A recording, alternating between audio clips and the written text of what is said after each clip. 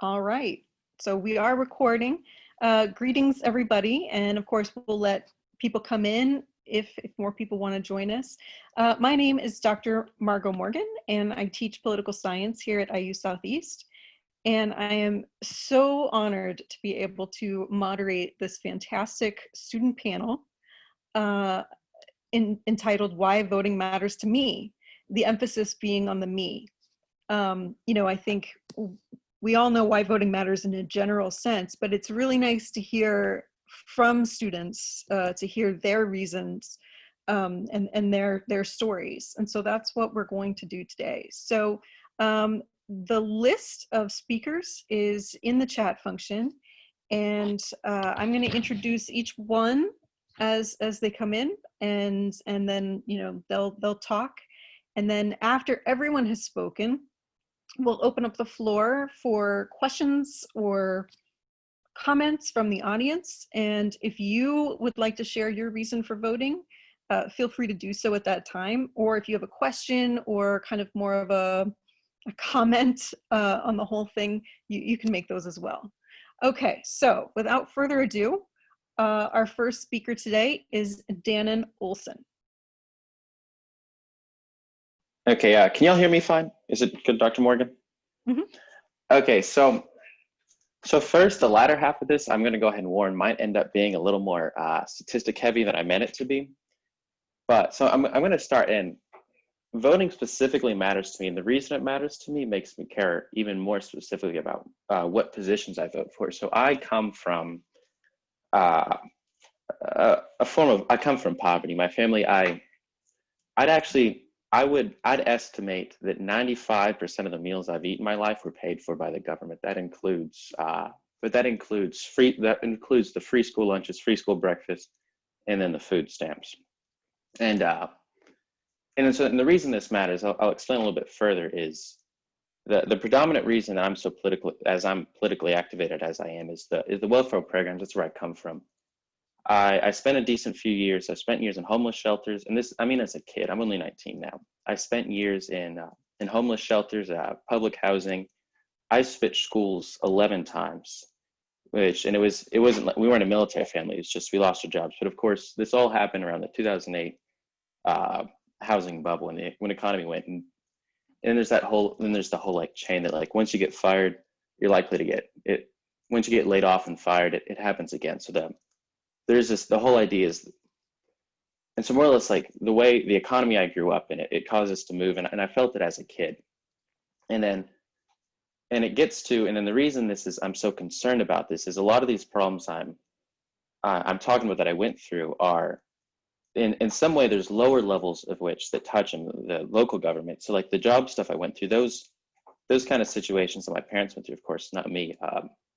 They went through those kind of situations can be handled by state governments alone. And then or even like local ones. And I don't know if you guys, I'm going to go ahead and give out a statistic. Probably everyone's going to end up wanting to use tonight who talks. And that is that the primary elections, they run with 50 to 60% voter turnout, somewhere in that era. And then the midterm elections, when obviously you're just voting for at most a senator, they tend to get something between 30, 40, as low as 20%. And of course, this is problematic because, like I said, I warn you, I'm going to get a little bit carried away with like numbers here. But if your election is being done by 30% of the population, that means you only need 16% of people to vote for you to win. And so where I'm getting to this is that means that these people who are running these state houses and our legislators, or actually they're winning and running these bills with not even close to a true majority of the population. And that gets to one of the big ones I talk about are food stamps, And so during Obama's administration, there's a pretty big cut on the food stamp payment, which of course I felt as far as I was eating off of that. But what bothers me with that statement is we say that Obama cut food stamps, and it's deeper than that. It's Congress passed a bill that cut our food stamps. So we're talking about, I'm actually a specific one that I was talking about, Trey Hollingsworth, the ninth district representative for Indiana. He won in 2018 he had 56.5% of people's vote, and which was 153,000 votes. And what that is he won 20.2% of his district's voters voted for him. And more or less the problem I have with this whole situation is this idea that my family's our meals, our food, our sustenance, because I had 5 siblings, it's being affected because just so many people got out and voted. And so, and where I'm going with all this is it's specifically why I'm so concerned with voting in this election, particularly, is the way that politicians win now, the way you win an election, because like these numbers I'm telling you, you don't win by having most people prefer you, you win by having most people willing to vote for you. And and it's like I worked on a campaign over here for a representative, and the way he wins, he's a Democrat in Indiana. And how he wins is he runs to door and he gives everyone absentee ballots, which more or less mail-in ballots, and he gets everyone to sign off on these. And that ensures that everyone he talks to votes. And so this man has won something like 10 terms, because I read it was 20 years, that he's a rep. And so he's winning in areas that are controlled actually. I'm actually speaking, these areas are controlled by Republicans, but he's a Democrat. And so what's happening here is that people aren't being listened to. It's just the more savvy politicians. And then if more people would get out to vote, we'd see ourselves listened to more. And then what I realized, like I said, I'm sorry I got a little more fact heavy than I meant to go, but or statistic. And then take another step is in Charlestown, and this goes back further. I grew up in Charlestown or at least that's the longest I spent anywhere. I told you I moved 11 times. I was there for 3 years. And they had a mayor for like 4 or 5 terms, Bob Hall. And he had this whole scandal to his name. There was this neighborhood, it was Pleasant Ridge, and some of you probably know about this. And at least the way that we talked about it was more or less what he was doing is he was using eminent domain, lowering property value and such, and he was tearing apart this neighborhood because Charlestown's a growing town. And he was taking out affordable housing, and he was replacing it with, he was trying to replace with higher, like with condos, with more or less with richer people, because a mayor of a rich town gets more money than a mayor of a poor town. And so what he was doing is he was running away, and he was working on, he was lowering, from what I understand, lowering public, like the housing I lived in. And the housing I lived in, it was public housing. And more or less what that means is your rent is subsidized and made proportional by the government to how much you make. And take all this and, okay, sorry. And I got the message from Zoom and it confused me, but more or less and put that, and so I was talking to, and so this mayor alone he was able to affect he was able to affect my family's life and how much we were able to afford and where we could live. And his eventual turnout, after he won election 4 times without ever being seriously opposed because no one voted for elections, he finally ran in 2019, I helped a lady, her name was Treva Hodges, and she ran against him. And then finally eventually she gets to an election night. There's 37 to roughly 40% voter turnout, and she won by a total of 32 votes, which 32 votes out of the entire city of Charlestown is 0.44%, and which is round that up to 0.5%. And that means that this election, with the 60% of people who didn't vote, could have been swayed 120 times had everyone come out and voted. And so more or less, I realize I keep talking about these ideas. And so this whole voter turnout thing matters so much is because for 20 years, the majority of this town they were paying, more than half the town was upset with the way we were living, but since no one would vote, it didn't get to change.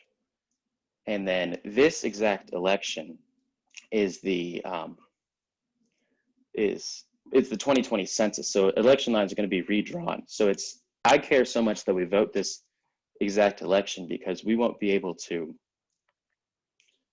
any changes more or less what I've talked about is if we don't have accurate representation of who we are in office, we won't be able to get what we want passed, and people won't be represented like they should. And essentially, this is the election that matters most, not because we care a lot about who's president. We care a lot about who controls these houses, who draw our districts. And that's why I think it's important that we vote in 2020. Thank you, Dannon. Excellent. Okay, our next speaker is Josiah Pohl. Hello. All right, so I made a few points on why voting matters to me. I don't think I'll be talking as long, but I just have a few points. And I'm actually just going to be like looking off of that email I actually sent you, because that's kind of what my points were like illustrated out. But basically, so my first point is that if you haven't registered to vote, you should definitely do so. If you're 18 or older, you can basically register to vote. And so you can simply, a lot of times people do it through their like local, BMV, or sometimes they'll do it through, there's actually a website, I believe it's called indianavoters.gov or indiana something.gov, but definitely get registered to vote if you haven't already. Do that as soon as you can. And then, so I would say that voting in elections definitely puts your voice out there, whether it feels like it or not. Because for me, I tend to lean Democratic, and living in Indiana, which is usually a red state, sometimes I vote and I'm like, did that even count towards anything because I live in a red state? But I feel like still voting puts my voice out there, even if I don't feel like it does. Because again, that's like still my vote towards the candidate that I want to vote. But it goes a little bit more beyond like just the candidate, because when you're voting, you're not only voting for the candidate that you want to run for office, but you're also voting for the policies that they support. And that's why voting matters to me, because this election is super crucial for like multiple reasons.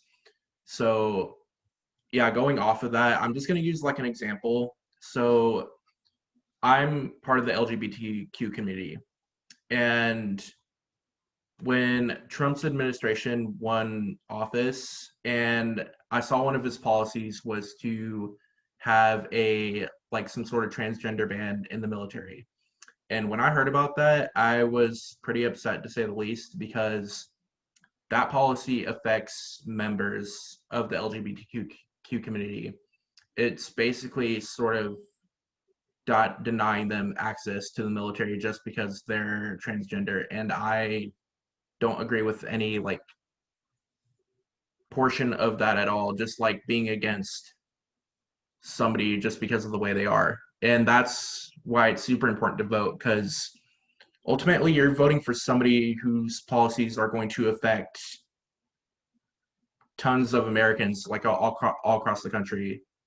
Like, essentially, if you're voting for Trump, you're voting for things that kind of go against, in my personal belief, you're kind of voting for things that go against LGBTQ rights, women's rights, rights to abortion, rights to, just basic civil rights. And a lot of what I've seen from his administration is just not in my favor. And you can disagree with me if you want to, but I just really don't like what I've seen from his administration. And, it's just making sure you vote for a candidate that supports the policies that you want to see, just equality for people and just things of that nature. And once again, so it goes beyond just simply voting for a candidate, because I will say I don't really like Biden that much, but in my view, his policies are a lot more progressive than Trump's are. But that's basically all I had on why voting matters to me.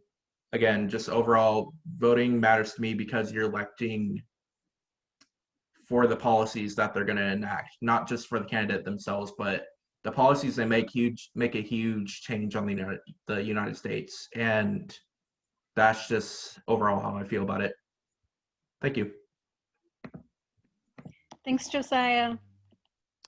Okay, next up, we have Thomas Kalonji.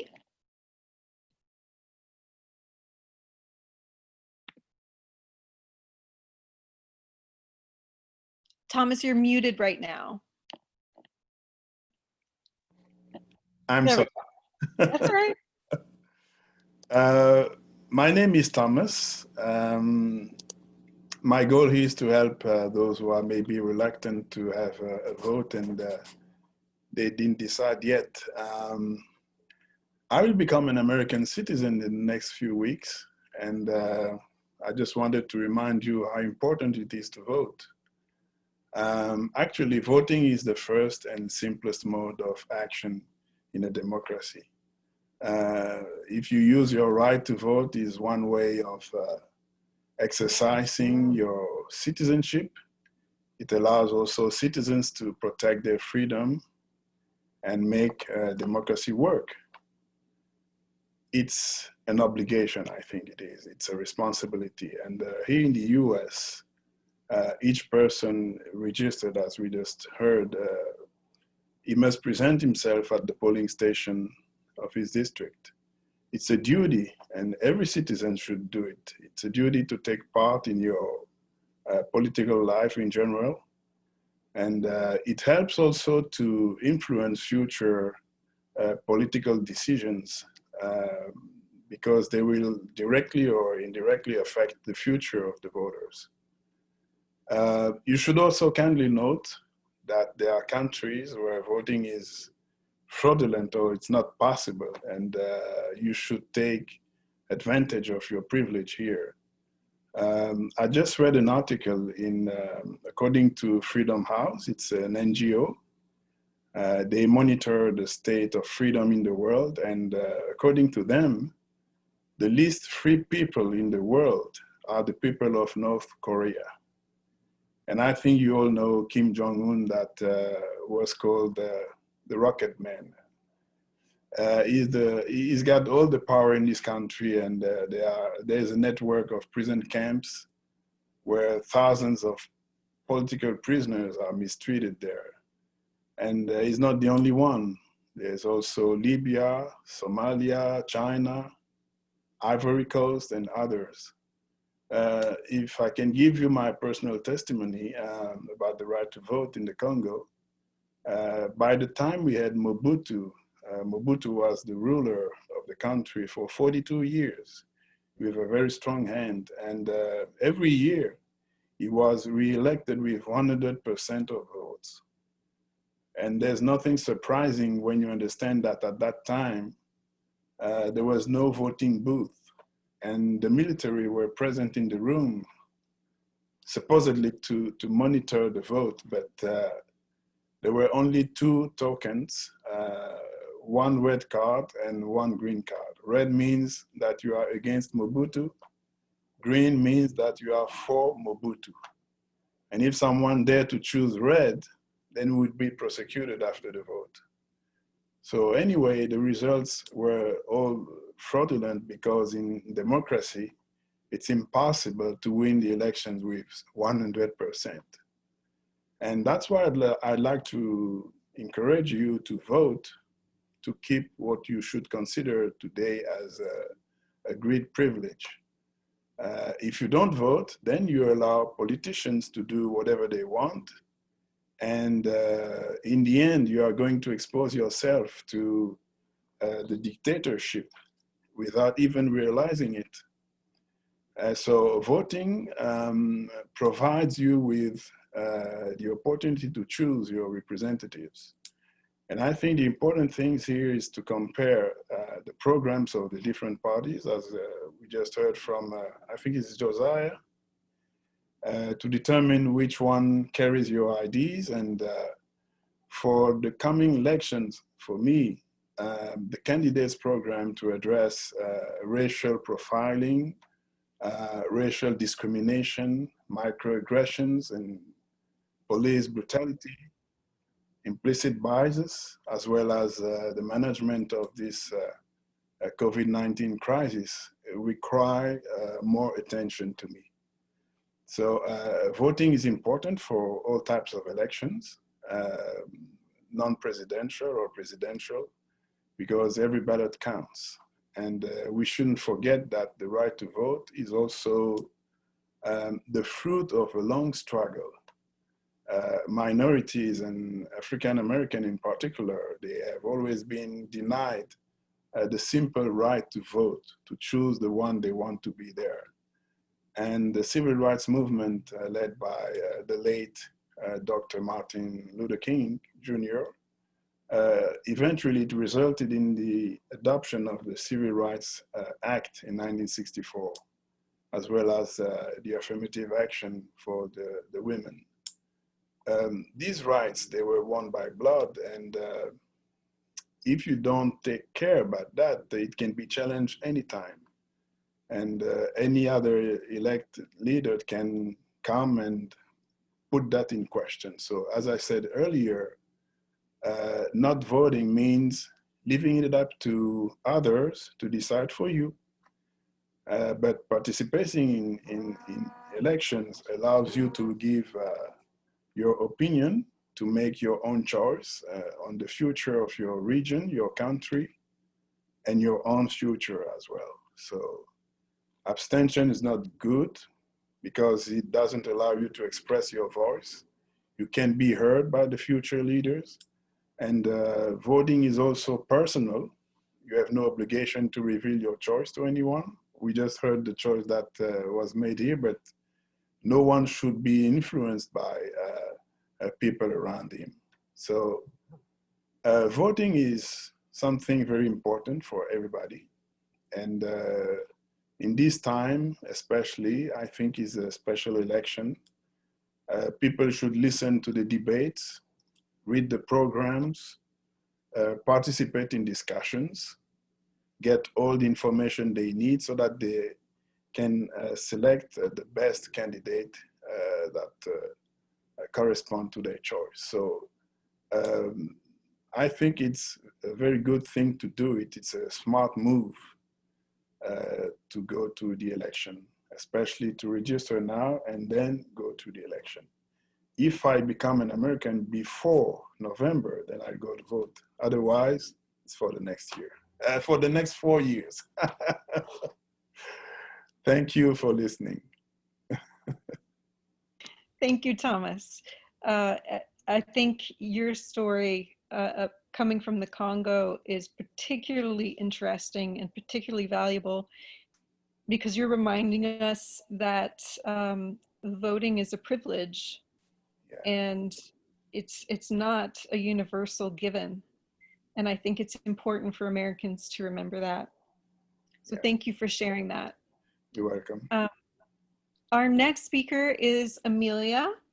Amelia, is it Amelia Fair or Amelia Rodriguez? So it's Amelia Fair. I need to change my ID. I just had it changed. So it's okay. Still all right. Rodriguez on IU. I apologize for getting that wrong. No, it's okay. It's in the middle transition. But so I had something written up, but I think I'm going to go totally off from it after hearing prior. And I do want to go ahead and say too, because I am involved in local politics, that my views, they're my own and they're not my employers. So I don't want them reflected on them. But I did want to start out with a line from Thomas Jefferson, actually, and it says, "We in America do not have a government by the majority. We have a government by the majority who participate." And as I think Dannon said, so much of the time, the people representing us aren't really who they should be representing. And I don't know, the representative he was talking about, I'm actually, if I'm thinking of the right one, working on the campaign that's opposing him this year.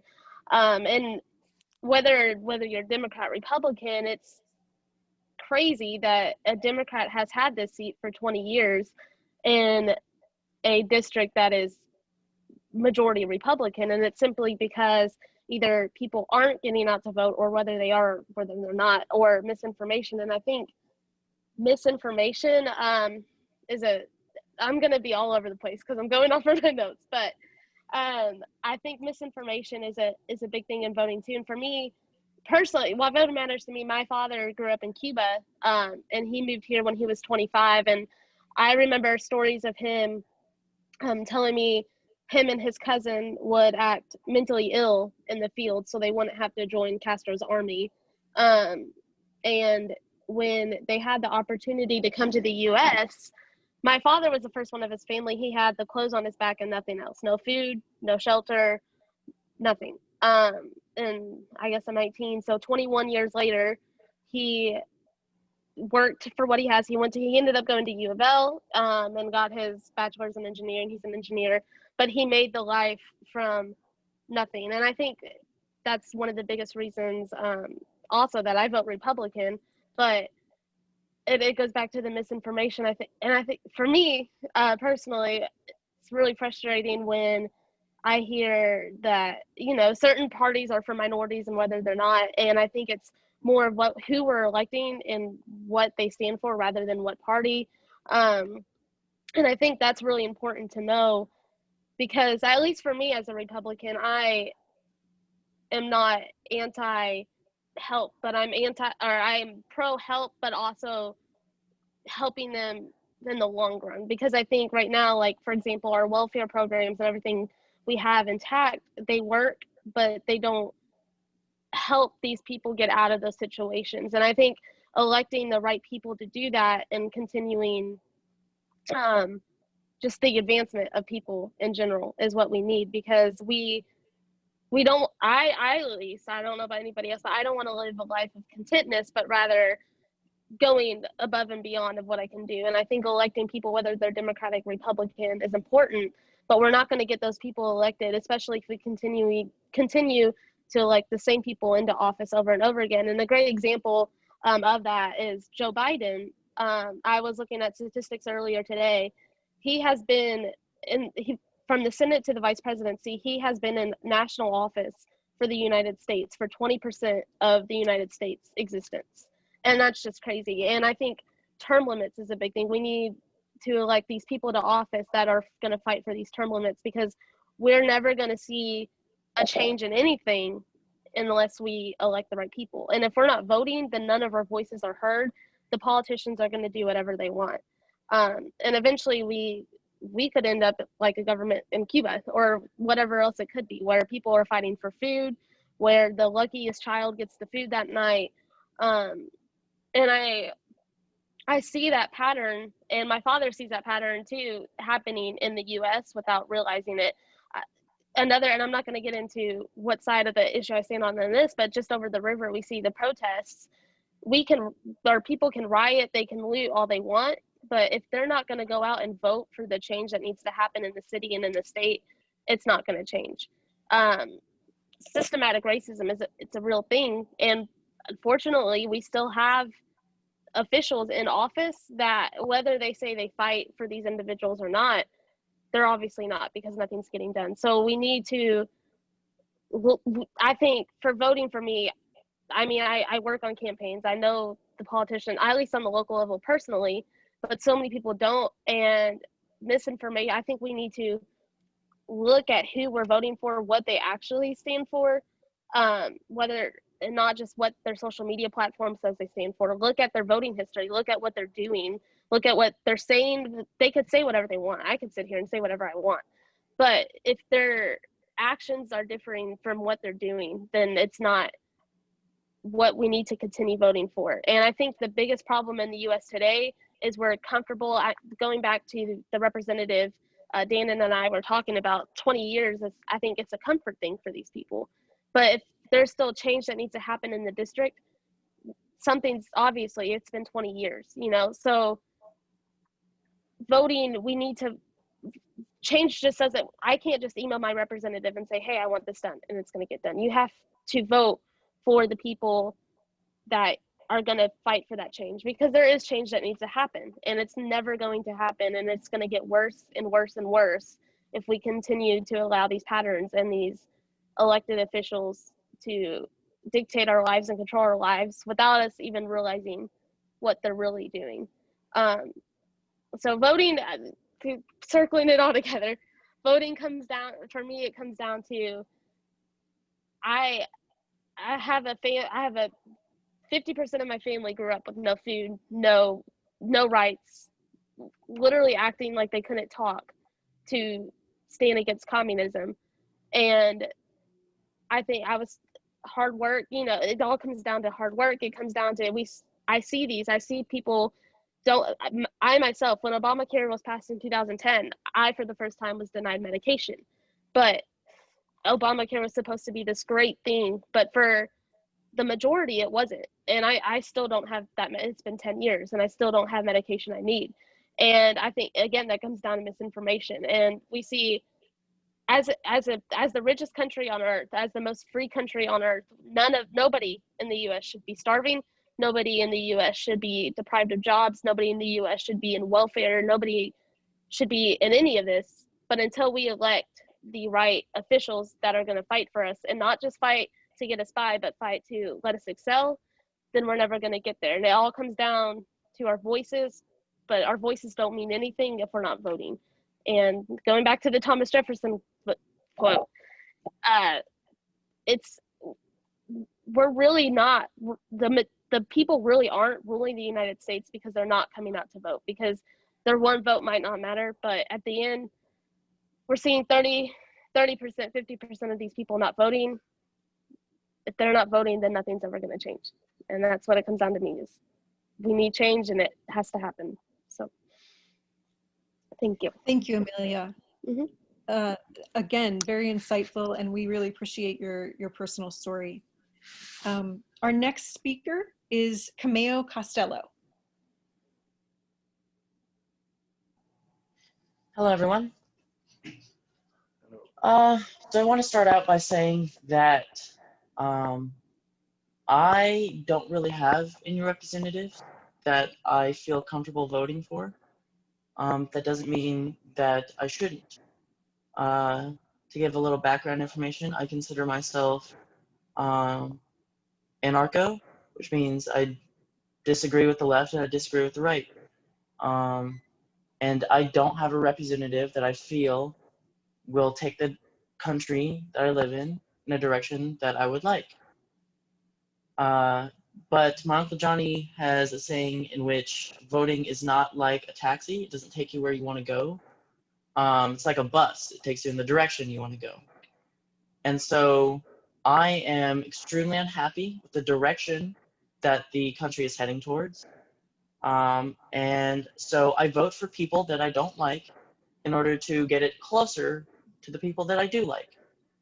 I don't like Joe Biden whatsoever, but he is closer to my goals for this country than Donald Trump.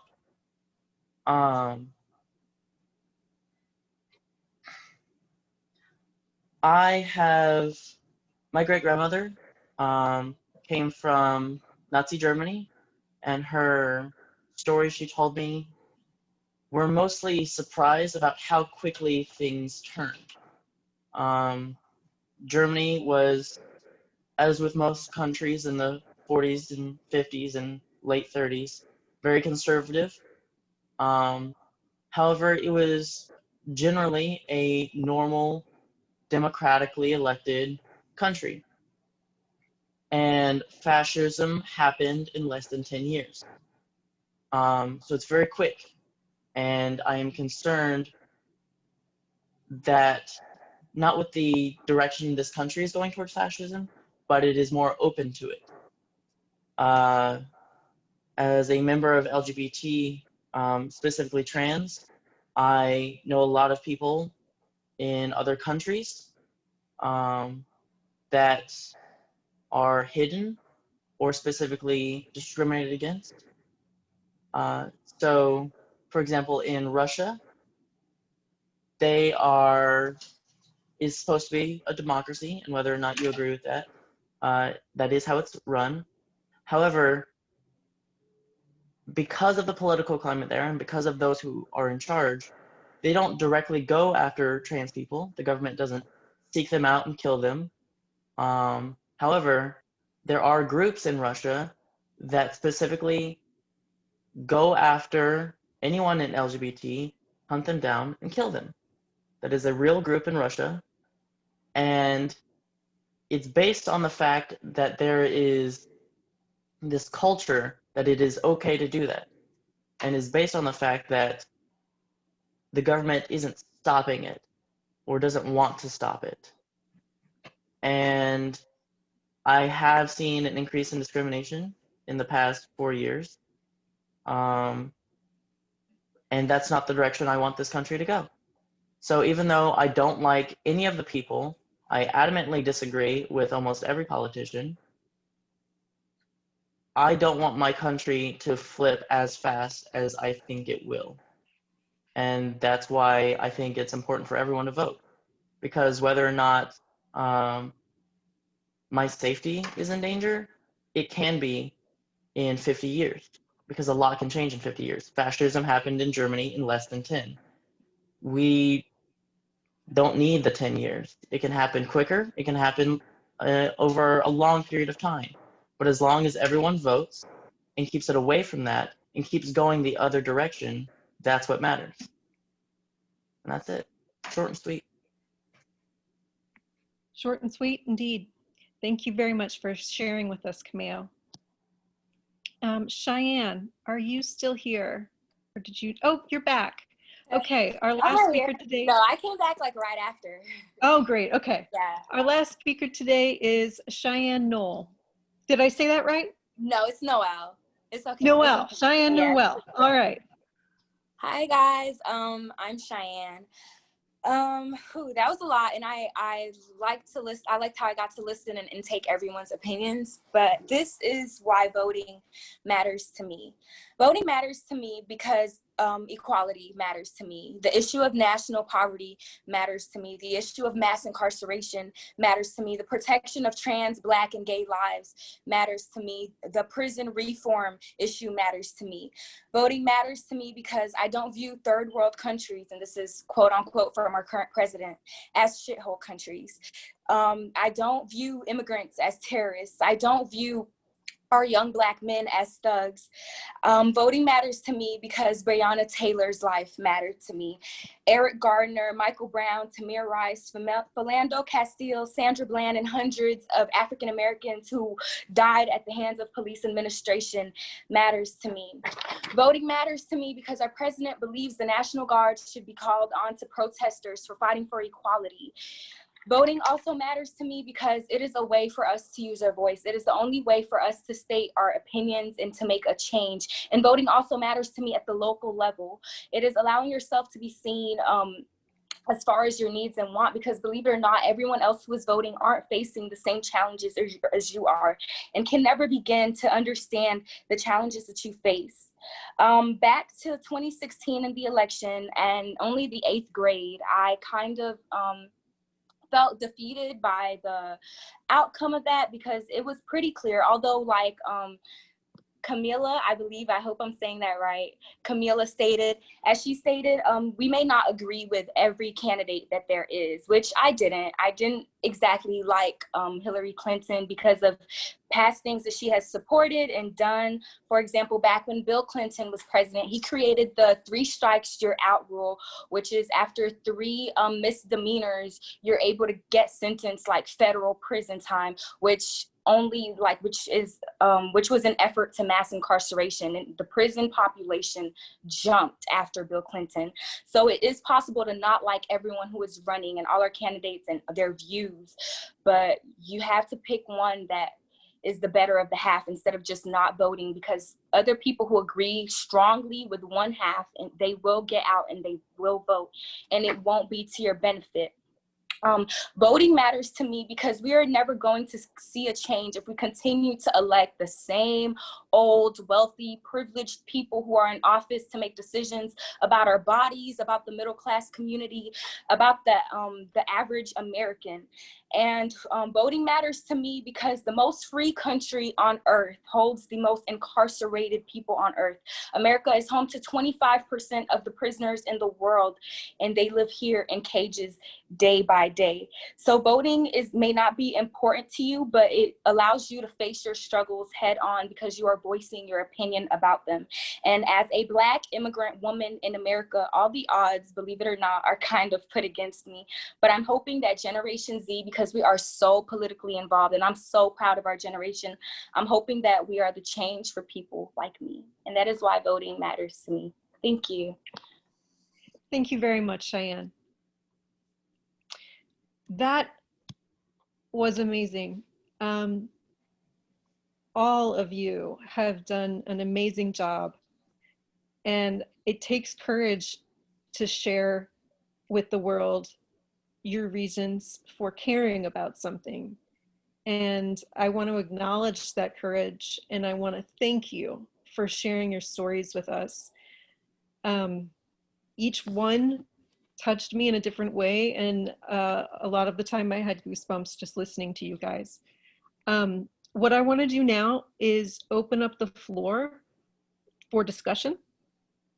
So if anybody would like to speak, if you could, let me see if I can close out okay, good. I closed out the chat.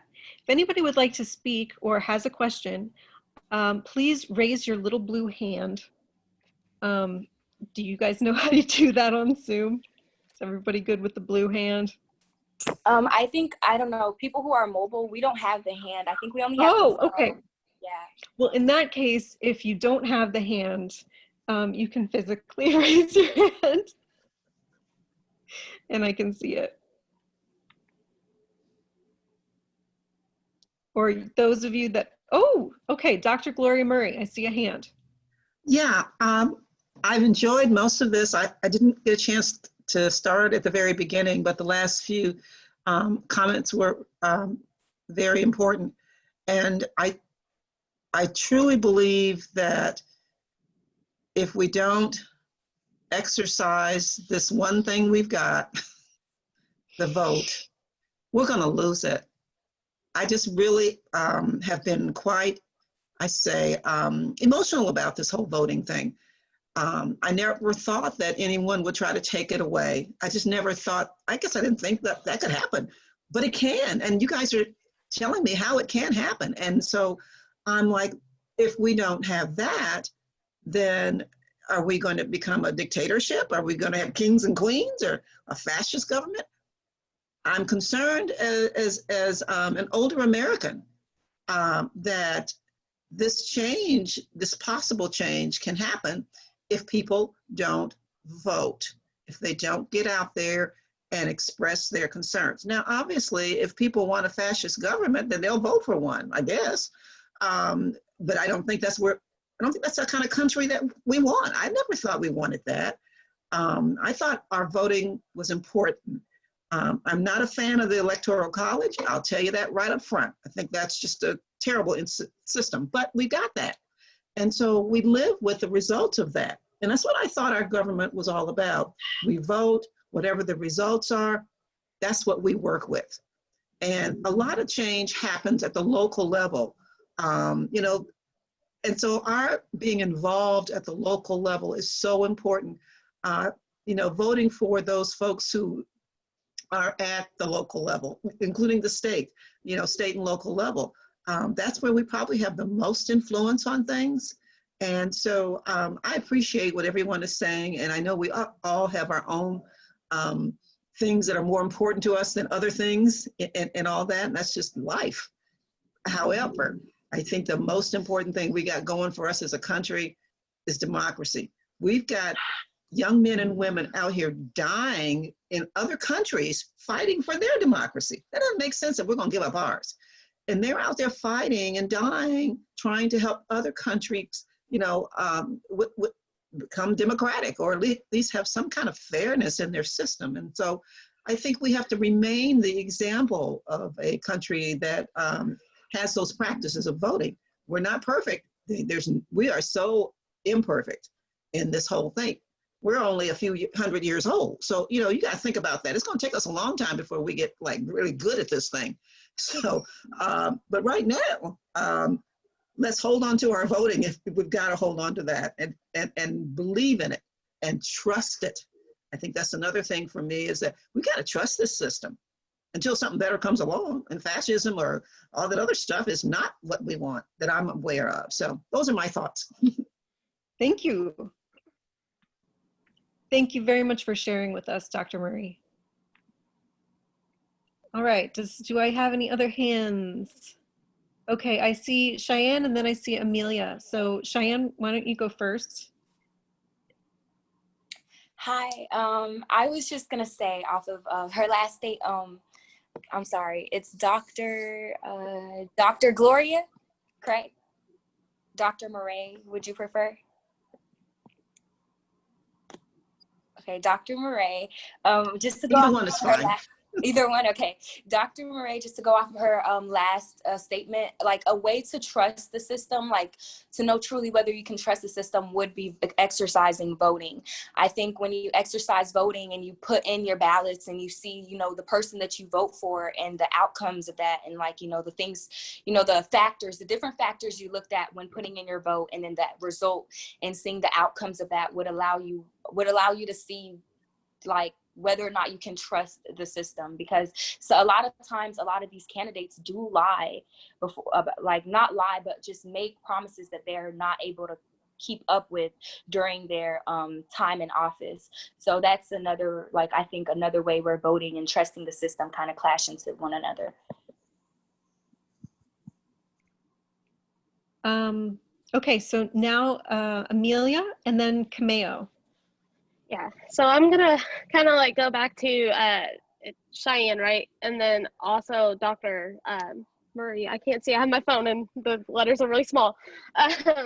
But with the Electoral College, I think so much of the time, like especially any person that's not very politically involved doesn't vote because of that. But like going back to the local level and your state representatives are in charge, not in charge of, but they can prevent gerrymandering, which is very important in elections, but they're not voted in by electoral vote. For example, my good friend, she won the city council seat against the Democrat in the general election with 4 votes. So one family didn't go out and vote and she might have lost. You know, those votes are crucial in elections, and so many people just don't think about the local offices, and those local offices are really who hold the most power over your general life. And then going back to what Shiane said about Generation Z being the most politically involved, it's, to me at least, it seems like they're the most involved, but I guess it's my generation as well, on social media and via protests and riots, which is all, it's good, but they're not voting. So they might be involved and they might be informed, but our generation, at least from what I see from the work I do, we are the least voter turnout. And a lot of the times it's because of inconvenience, because they're at college and they don't want to get an absentee ballot and they're not going to be home for election day or whatever it may be. Our generation has the lowest amount of voter turnout. So whether or not we're the most politically involved, if we're not voting, it doesn't matter. And I think that's a big issue that we're seeing. Thanks, Amelia. Okay, so here is the order of the discussion. Kameo, Dannon, Logan, Andrew. So Kameo, you have the floor. To bounce off all 3 of the lovely people who spoke before me, I think there's definitely a difference between working within the system for change and working against the system for change. I hate the Electoral College and I hate the 2-party system that we have, but while it is in effect, I have to work within it to motivate for that change. While I'm working within the system to make it shift more towards my goals, I want to also work towards dismantling those systems which I find are counterproductive to representing the people. Along with what, I forget who spoke just now. Amelia. Was it Amelia? Yes. Along with what Amelia just said, a lot of our generation don't vote because, one, what I said earlier, they don't feel like they have a representative, and they don't want to, they feel bad for voting outside of their morals, or they don't believe in the system. They don't believe it works. And so they are going to fight outside the system to change it. And I think the important note is that you need to do both. You need to work within the system to shape it towards so that you can actually make change and dismantle those systems. Thanks, Kameo. Dannon. So there was something I was going to talk about before, but I also had to change my whole speech before I gave it. But someone was going to talk about, as far as we're talking about our generation not voting, I had a I'm trying my best not to like make my whatever I say only applicable to one party. But so I had, and honestly, I think this is both. I had a friend whenever he talked to me after the primary when Joe Biden was, when he was selected as the Democratic nominee. My friend was avid Bernie fan, supporter, and he talked to me, and I texted him later, and he said, he said, I'm just not going to bother and vote now. And he's an incredibly politically activated person, but more or less what he was saying is he was doing he's abstaining to vote as a form of protest. And I think that happens a lot with our generation we're angry at our party, so we choose not to vote either way. And I think that is equally destructive as voting. I think that's a destructive habit. And kind of like we've talked about a second ago, how our generation is protesting but not voting. And I think we should be aware of that and vote as well, kind of like Kameo just said. Thank you. Yeah, good point. The problem with abstaining from voting as a form of protest is that the powers that be can't tell that. To them, it just looks like apathy. And that's the last thing you want to do if you're protesting, is look like you're apathetic. So if there is anybody who wants to register a protest vote, my suggestion would be look at the third parties that are out there, the Green Party, the Libertarian Party, and cast your vote with one of them, because at least it shows that you do not want the two major options on the table. But voting is important because otherwise they can't tell that you're upset. Okay, Logan. Funny enough, you mentioned the Libertarian and the Green parties, because that's actually who I'll be voting for this year. I'm going to be a third-party voter. My name's Logan Daley. I'm a political science major, history minor at Indiana University Southeast. And as a amateur historian of about 9 years or so, I've noticed two general themes that the pendulum tends to swing back and forth among throughout Western civilization, right? You've got populism, the burning, angry, fiery will of the people, versus elitism or status quo-ism, the desire to conserve things and to keep everything generally the same. There are three prominent examples that most people will know of in history, in Western history, where a populist used a weak democracy to rise to power. One example is Julius Caesar in the Roman Republic. A second example is Adolf Hitler in the Weimar Republic. It was a very weak democracy. And the third example is Donald Trump in post-Cold War United States.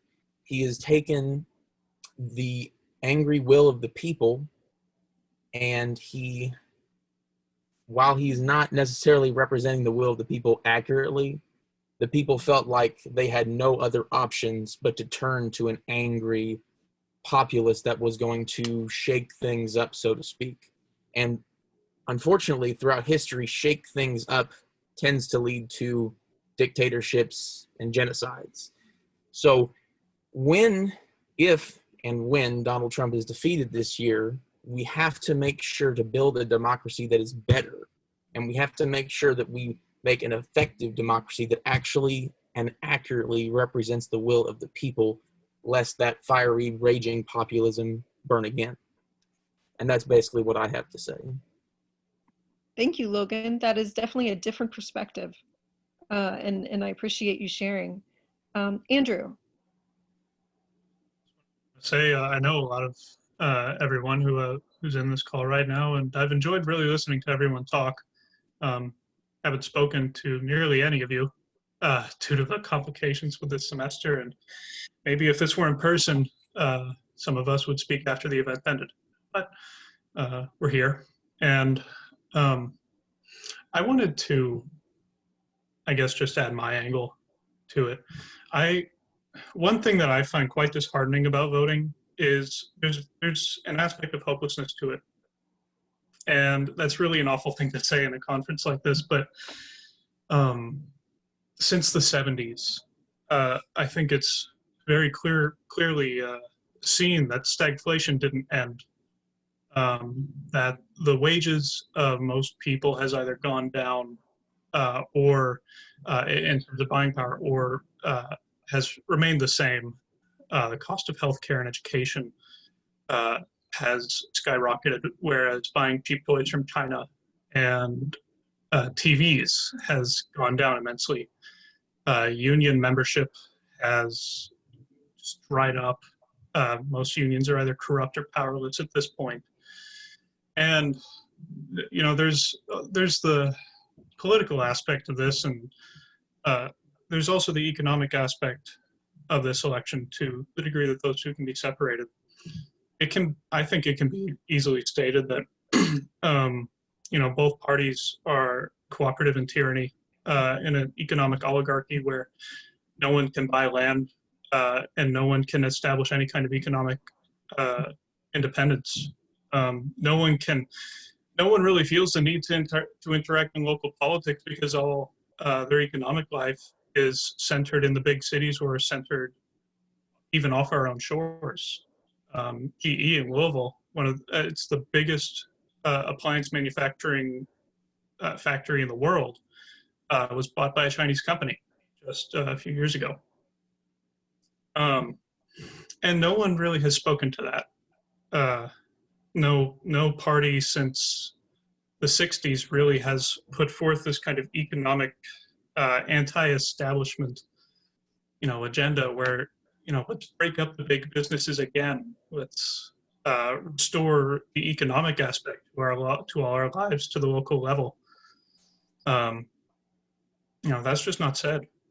And you can vote till you're blue in the face, but no one, it seems almost conspiratorial that no one who we vote for speaks to these economic issues, which frankly oppress us just as much as political issues could. We've forgotten it. And that, you know, that could be to anti-communist sentiments after the Cold War, favoring the political to the economic in terms of change so as to not seem communist. And I'm not proposing Soviet communism here, don't take it as that, but so that's just something that I wanted to avoid, I guess, get my thoughts on there about, something that I find rather concerning. And I think no one can afford a home anymore. I was going to quote some figure on like how hard it is to own land or own you know, some property, but no one can own a home. And if it's that bad, then we need a new set of politicians, in my opinion, who will address those issues of working people. That's what I have to say. Thank you, Andrew. I think you bring up a lot of really interesting points about the connection between politics and economics. And you're right, corporations are never on the ballot. And the system of capitalism is certainly never on the ballot. So, and that's a huge part of most people's lives, a huge part. Okay, so I see Kameo and Dannon have hands, but I was wondering if anybody who hasn't had a chance to speak would like to do so. I know I've spoke, but I'd also like to speak after them again. But I don't know how to use the hand thing. Okay. If you don't have your camera on, you can just kind of shout it out at this point, like, I'm Bob and I want to speak. You know, I don't know.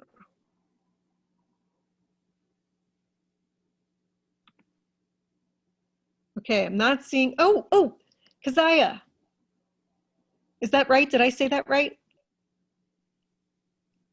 Okay. I just wanted to share something about why voting is important to me.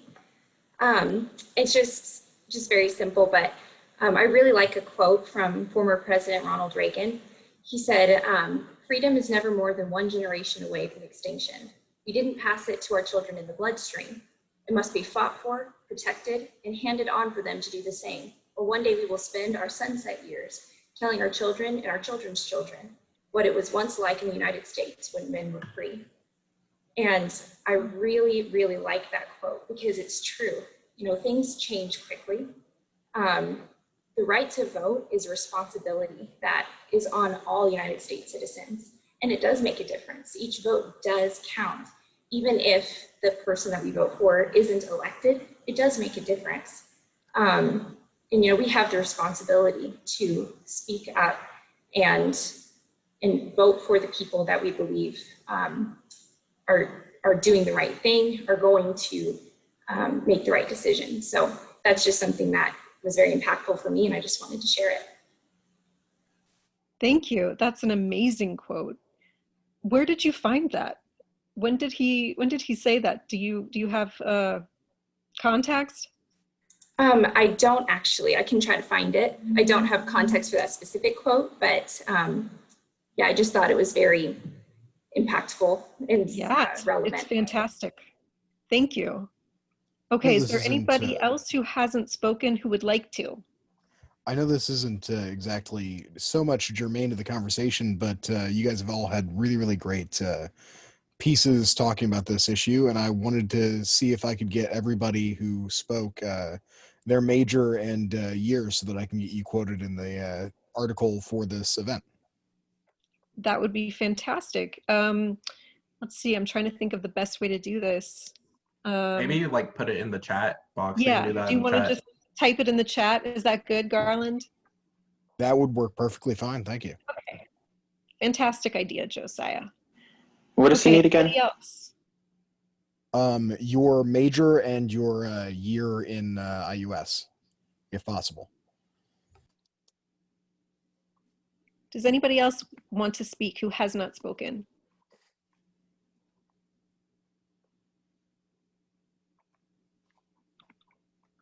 Okay, then I think we will go back to the queue, and we have Dannon, Kameo, and then Amelia. So something I'd wanted to point out, whenever I started, I had a lot I was going to talk about, but I really wanted to try hard and not become partisan at any point. Because so I personally am a Democrat, okay? And it's for obvious reasons, the things I care about tend to fall with them more.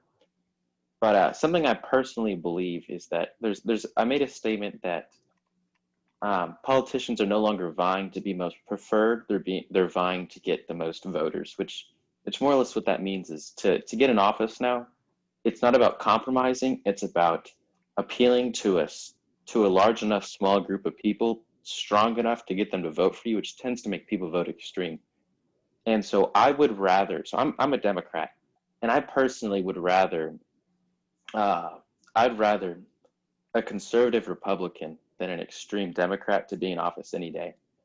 And I think the biggest thing leading up to that is, so briefly, I'm just gonna, there's a little bit of something I found when I was just looking up some of the people who hold things.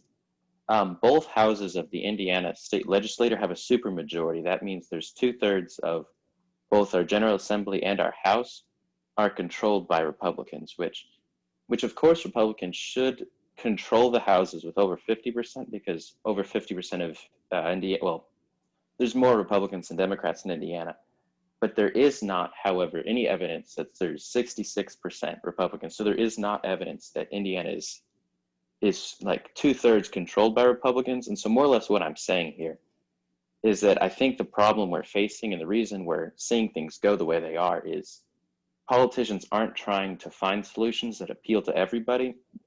Because like I said, a politician can get in, like a senator can get in with 16% of people, and 16% of the population, just by like the laws of a bell curve, like you can fit that in. Like an extremist population can get a candidate in now when otherwise they really shouldn't be able to. And so all this in one sentence, what I'm saying is, and I feel most people could agree, is that voting's important, not necessarily to get my specific issues taken care of, but to keep issues that are destructive from coming in. Thank you. Well put. Well put, Dannon. Kameo. I believe it was Logan that was talking about the populace versus the elite. Is that correct? Yeah. So I wanted to. That's very much correct in the fact that Trump was a populist uprising, and that I feel like, in my personal experience, the people I've talked to who have voted Trump, they were voting for not Trump specifically, although many did because he was anti-establishment, but they voted for not Hillary, which was kind of the pinnacle of the establishment politician. And I feel that they pinned their hopes on Trump, that as a businessman, and this connects with Andrew's point, that they would make it, that he would make America more business savvy, because some people believe that it is too socialist and it should become more capitalistic, but also many people believe that it is too capitalistic and it is suffering for the working class. And so they just wish someone would do something, you know, make a change, mix it up, as you said earlier. And what happened was that he took that power from the populace wanting change, and he instead radicalized the status quo, I think is a good way to put that. He made the status quo and simply accelerated it. And that's not what people wanted. And that change that people want is still not happening. And I think that's why there's this large uprising to change the system, is because we hoped Obama would change it. His whole thing was hope for change, and that didn't happen. And then we went to the complete opposite end of the spectrum for an extreme economic independent, basically, is what he was. Even though he was voted as a Republican, he was very much an independent candidate, and that didn't enforce any change. And so I think that's why a lot of Gen Z people are disenfranchised with the voting system, is because they voted the two ends of the spectrum and nothing worked. And I think that's why we're having a hard time getting people to vote, is because they don't think it worked. All right. Thanks, Kameo. Amelia, did you have a hand? Yes. Okay. So I'm going back to Andrew's point, kind of. We were actually just talking about this on the campaign I worked for a couple of weeks ago. A lot of the times, people are voting on social issues where, and I'm trying to like figure out the best. So most social issues, for example, and as a Republican, I'm saying this, I'm pro LGBTQ.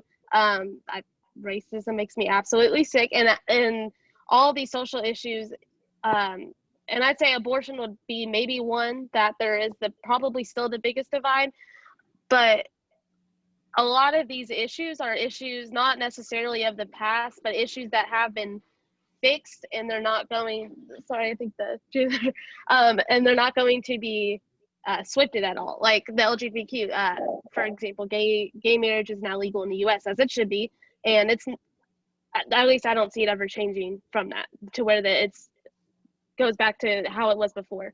And the people that are still, and I think this is why Republicans are often associated as anti all of this, is it's the older generation.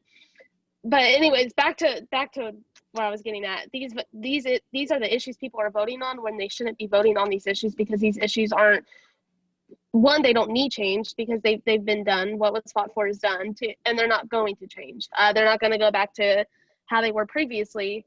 And it comes down to economics. A lot of the people, and we were talking about this on the campaign, is economics isn't a good campaign strong point. It's not going to look good on literature. It's not going to look good on social media, because nobody wants to go look at statistics. Nobody wants to look at data charts. But it's really an important thing we need to be looking at. And personally, that's why I support the president, is economics, because I'm business minded, I'm economics minded, but I also connect it back to social issues. For example, welfare, and it's a lot of minorities, and I technically am a minority as well, are stuck in these generational poverty lines, often because, and it comes to the economy. And if we're not voting to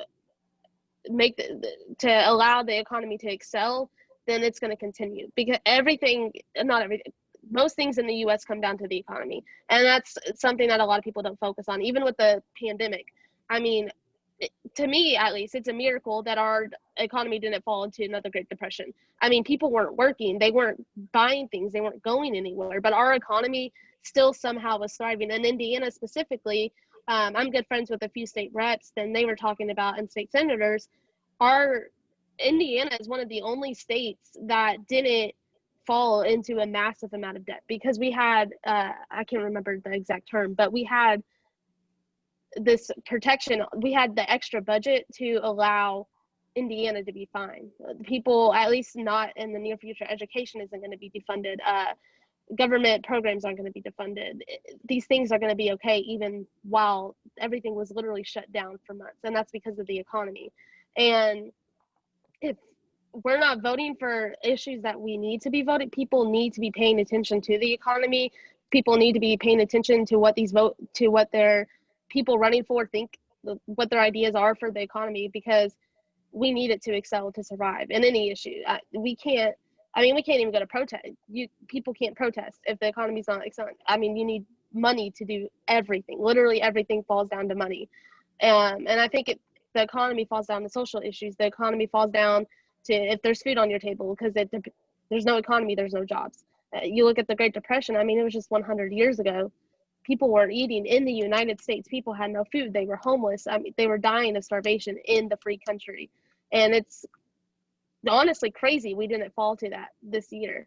And we didn't because we had the strong economy. And I think it's really something people need to be looking at when they vote, because at least I think in the year of 2020, it is the most important thing we're voting on is the economy. And social issues, I think a lot of the time, it's easier to talk about, especially on social media and platforms like that.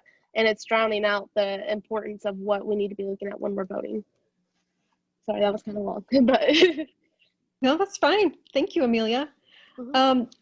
I would say that I think a lot of the social issues that you mentioned as being kind of solved and done are going to come up again once the new Supreme Court justice is confirmed, because then we will have a majority of conservatives in the Supreme Court, a lot of whom have very conservative social views.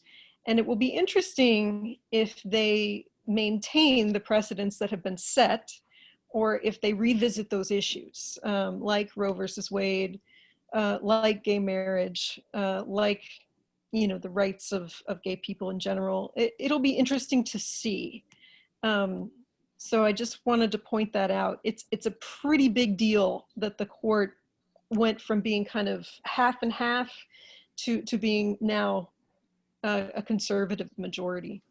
And I do want to mention that too as well. I think a lot of those issues too fall down to Christianity most of the time, being associated with the Republican Party. And I'm not a religious person. And I think most of, at least the conservatives I know, aren't religious. So I think the younger generation of Republicans coming up are more economy focused rather than religion focused and religion centered in politics. And I think there's going to be a big change, at least in the next 10 years, of the younger people coming up, what the parties are going to look like too. And I think that's going to make a different influence the decisions of the elected officials now. Yeah, I think so. I'm very curious to see what Generation Z is going to do once they become, in charge. Dr. Murray, I see a hand. Yeah. And then Andrew. I definitely agree with the idea that we're a capitalist society or country. Economy is important. And it's important. This may sound terrible. It's important if you're middle class and upper class. But when you're poor, it's day by day survival. And that's tied to economy, no doubt about it. But you've got a lot of people out here who, when you think about the economy and how it grows and what have you, we're starting from different levels. The playing ground is not equal when you talk about the economy. It's simply not equal.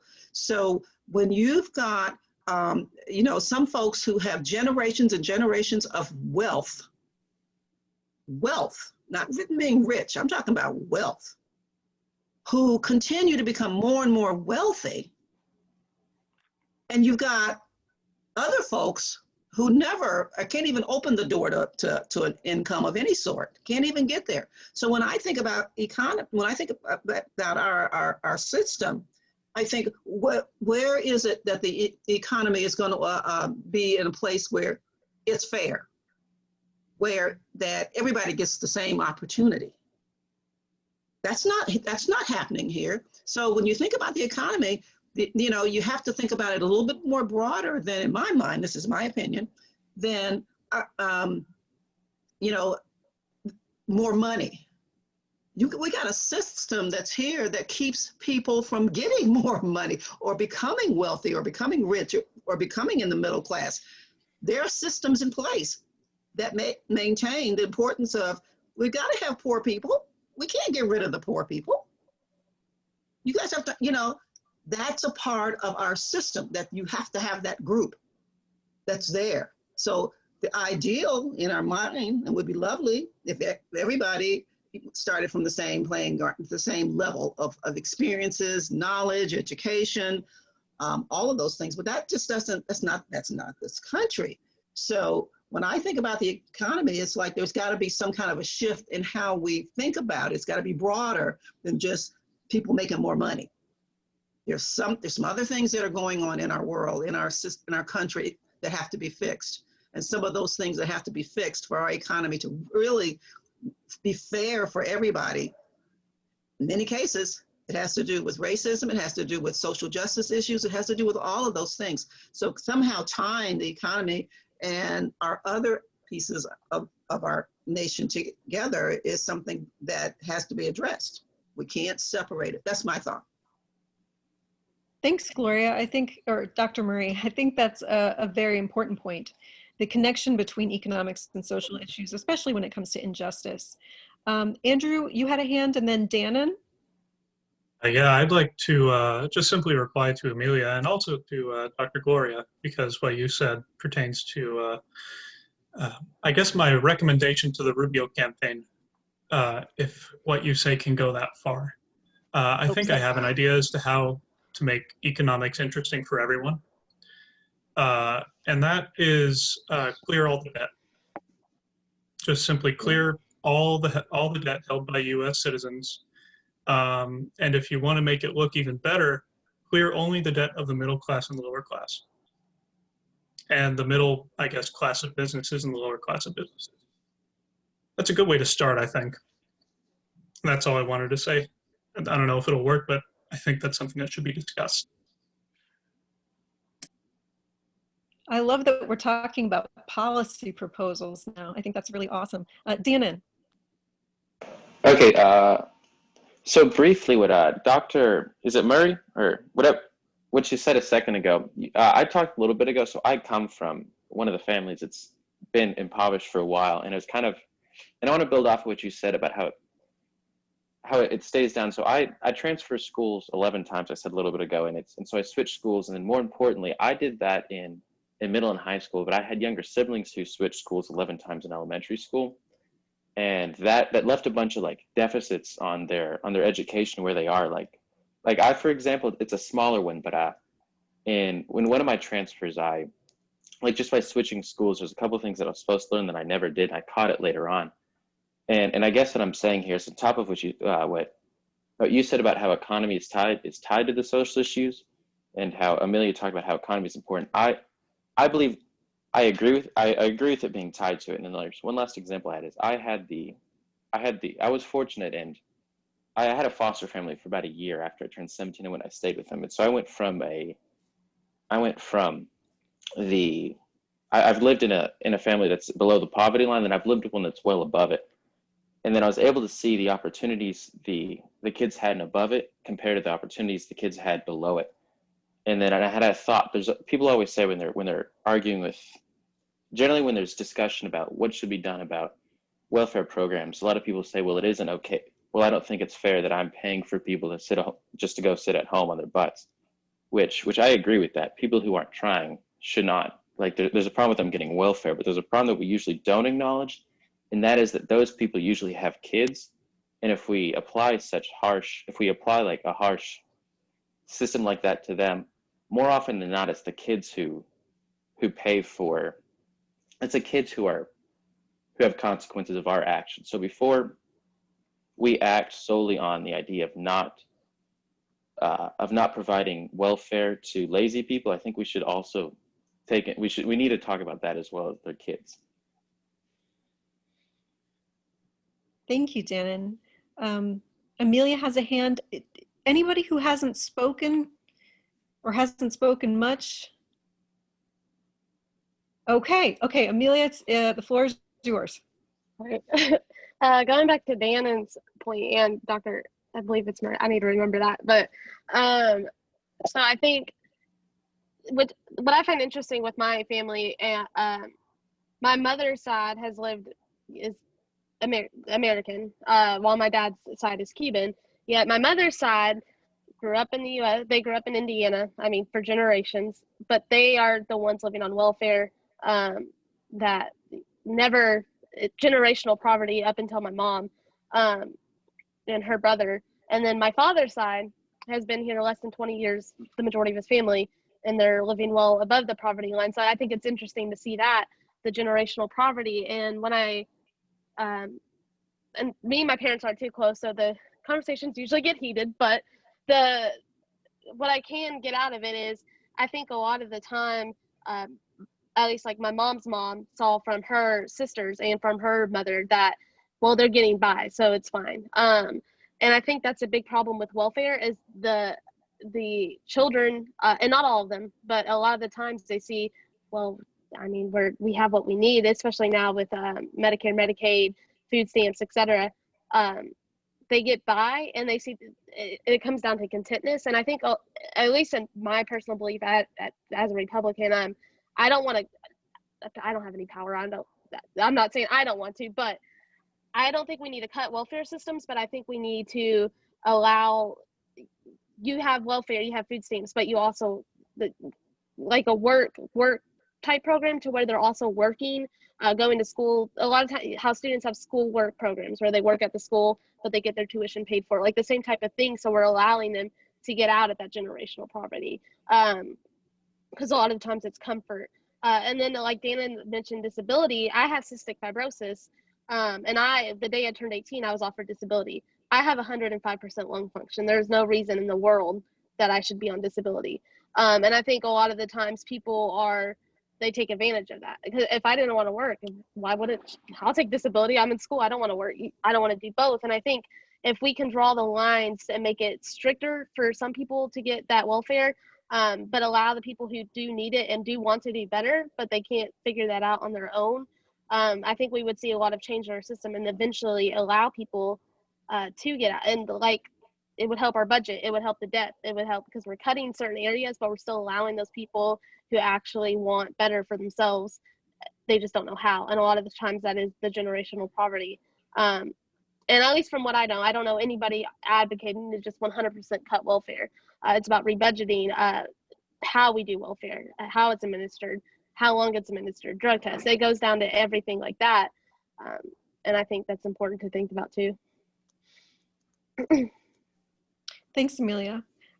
So we are 2 minutes away from the end. Dannon, I see your hand. Would you like to have the last word on the subject? My hand was just sitting up. I forgot to take it down. Okay. Does anyone want to have the last word on the subject? Or does anyone want to, say something, one thing you had on your mind that you didn't get to say? Thomas? Yes, I think everybody agreed to vote. Yes. Everybody agreed on that. And I think the other thing is, if you agree to vote, then you make sure you're part of organizations that are out in the community that are pushing to get people to vote. I belong to about 3 or 4 things. I've been out in the street trying to get people registered to vote. That ends on the 5th, but then after that, I'll be out in the streets trying to make sure that people go to the polls. I think we have to do that. We have to encourage people to do it. We have to go to neighborhoods that have low voting turnout rates. We need to be there. We need to help them understand the importance of voting. So that would be my last words. All right, thank you. A couple things that I wanted to say that I've noticed is that the first thing is this has been an incredibly rich conversation. There are so many different viewpoints expressed here, so many different experiences, and it's really, really wonderful to be able to hear all of those different experiences at the same time and to have a conversation about it. The other thing I noticed is the level of respect and professionalism that has gone on during this talk. Every single one of you has expressed your views and at the same time not tried to push your views on others, and at the same time been incredibly respectful of the views of others. This is what we need in the United States right now. We need more conversations like this one. No one was demonized, no one was vilified. And in general, I think there was a lot of agreement, even across party lines, in terms of what our focus should be. There's different policy recommendations as to how to solve our problems, but I think there was a lot of agreement on what our problems are. And I think, if we as Americans could have more conversations like this, I think we would be much, much stronger as a democracy, because these are the skills that we need to practice in order to be good citizens. And finally, I just want to reiterate what Dr. Murray said. Voting registration for both Kentucky and Indiana ends on October 5th. So please, if you haven't registered, get on there, Google voter registration Indiana and sign up. And if you have family members that are eligible to vote, please encourage them to register. If you have friends, especially your apathetic friends, your Bernie people who feel like, there's nothing for them anymore, please talk to your Bernie people. Please get them to register. It's very important that everyone vote, even if you're lodging a protest vote. That is still worth doing. So I know you guys know that. I feel like I'm preaching to the choir, but please reach out to your friends and family. This election is crucial. I was talking to my 72-year-old father the other day. He said, "This is the most crucial election of my lifetime." And he lived through a lot. At 72, he lived through Nixon. He lived through Kennedy. And he says, this is it. And I'm inclined to agree. So this is important, and I really thank you guys. I thank all of you for being here and for participating, for sharing your experiences, and for listening to the opinions of others. That's super, super awesome because you don't see it every day. All right, so Garland is from the Horizon. And Garland, do you want to stay back and talk to some folks if they're willing to talk to you, or do you have what you need, you think? Anybody who wants to talk a little bit longer, I have some questions that are, more about coming to the event and less about, your views on voting. I think I got everybody's views on voting quite well, and I appreciate all the good quotes. I'll definitely be combing through a lot of audio tonight and writing that up. But if you guys want to talk about why you came to this event and why you feel this event is, worth having and sorts of things like that, I'd love you to stay back. If you can't, then I understand completely. All right. Well, thank you guys very much. If you need to go, thank you again. And hopefully we'll see you at other events as they come up. And I'm going to stop the recording right now.